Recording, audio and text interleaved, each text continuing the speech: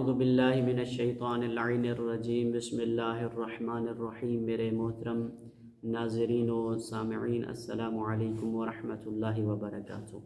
میرے محترم ناظرین، آج ایک اور ہم موضوع لے کر آپ کی خدمت میں حاضر ہوئے ہیں، جس کو عنوان ہم دے رہے ہیں کہ افضل ذکر۔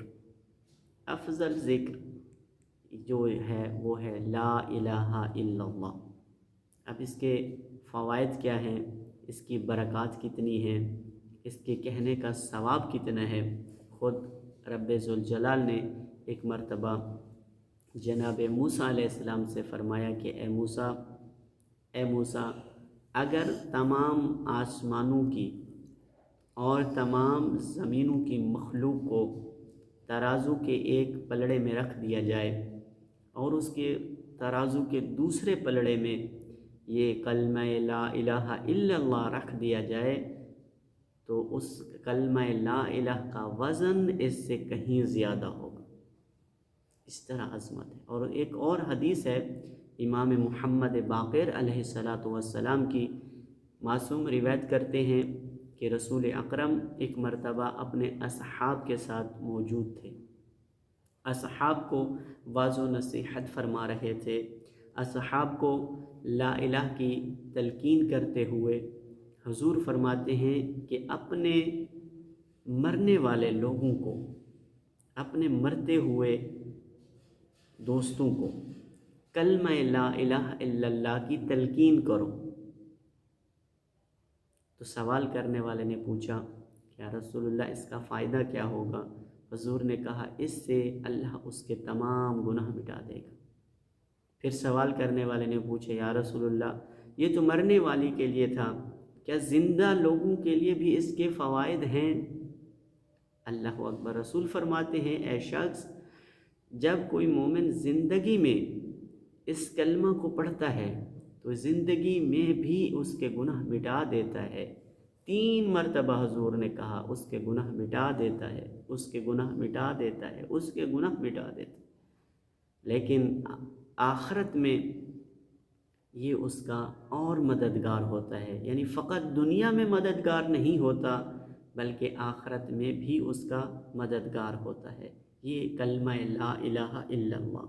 اور حضور یہ فرما رہے تھے اور پھر فرمایا کہ مجھے جبرائیل نے یہ خبر دی ہے کہ جب بروز محشر لوگ گروہوں کی صورت میں چل رہے ہوں گے، آ رہے ہوں گے میدان محشر کی طرف، تو ایک گروہ ایسا آئے گا کہ جن کے چہرے سفید ہوں گے، جن کے چہرے 14ویں کے چاند کی طرح روشن ہوں گے۔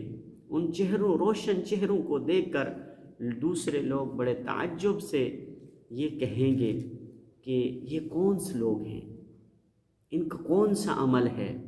تو جواب آئے گا یہ وہ لوگ ہیں جو اپنی زندگی میں کثرت سے کلمہ لا الہ الا اللہ کا ورد کیا کرتے تھے۔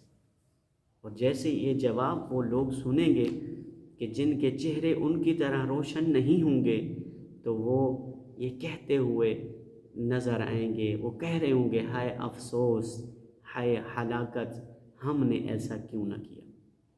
اسی طرح ایک اور حدیث میں بھی ہے جہاں امیر المؤمنین اس کلمہ لا الہ الا اللہ کے فوائد میں مولا فرماتے ہیں کہ کلمہ لا الہ کا فائدہ یہ ہے کہ جو شخص کلمہ لا الہ کہتا ہے اللہ اس کے لیے اچھائی کے راستوں کو کھول دیتا ہے، اللہ اس کہنے والے کے گناہوں کو معاف کر دیتا ہے، اللہ اس شخص کے نامہ اعمال میں نیکیاں لکھ دیتا ہے۔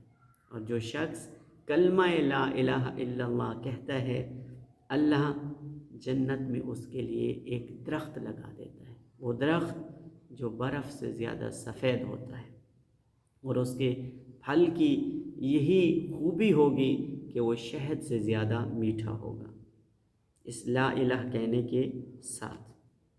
اور اسی طرح ایک اور حدیث میں ہے کہ جو شخص خلوص کے ساتھ کلمہ لا الہ الا اللہ کہے گا تو اللہ تعالیٰ اس کے لیے جنت کو واجب قرار دے دے گا۔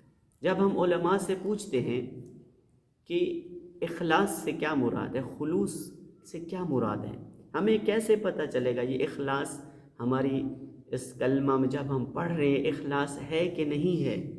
تو علماء اخلاق یہی بتاتے ہیں کہ اگر انسان عمل کرے لیکن اخلاص نہ ہو تو وہ عمل ایسے ہے جیسے بوسیدہ ہڈی ہو، کیونکہ ہر عمل کی روح اور جان اخلاص ہوتا ہے۔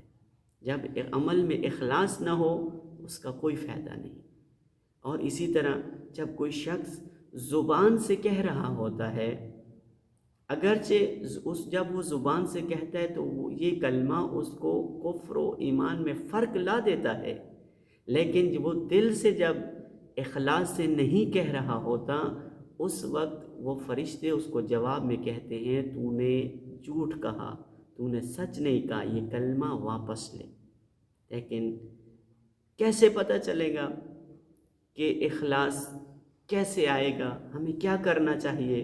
اخلاص کے لیے یہی ضروری ہے کہ انسان دنیا سے منہ موڑ کر اس رب کی طرف متوجہ ہو جائے اور اس رب سے اپنا رشتہ جوڑ لے، رب کا تقرب حاصل کرے۔ اس کے لیے بہترین مثال یہی ہے کہ وہ جتنے بھی اعمال اللہ نے اس پر واجب قرار دیے ان کو نہ چھوڑے، اور جتنے حرام اعمال اللہ نے اس پر قرار دیے اس سے دور ہٹ جائے۔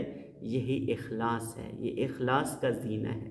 اور یاد رکھیں یہ کلمہ لا الہ الا اللہ جس کا بہت سارا ثواب ہے، کئی روایتوں میں آیا کہ جو 100 مرتبہ کہے گا سوتے ہوئے تو اللہ تعالیٰ اس کے گناہ مٹا دیتا ہے۔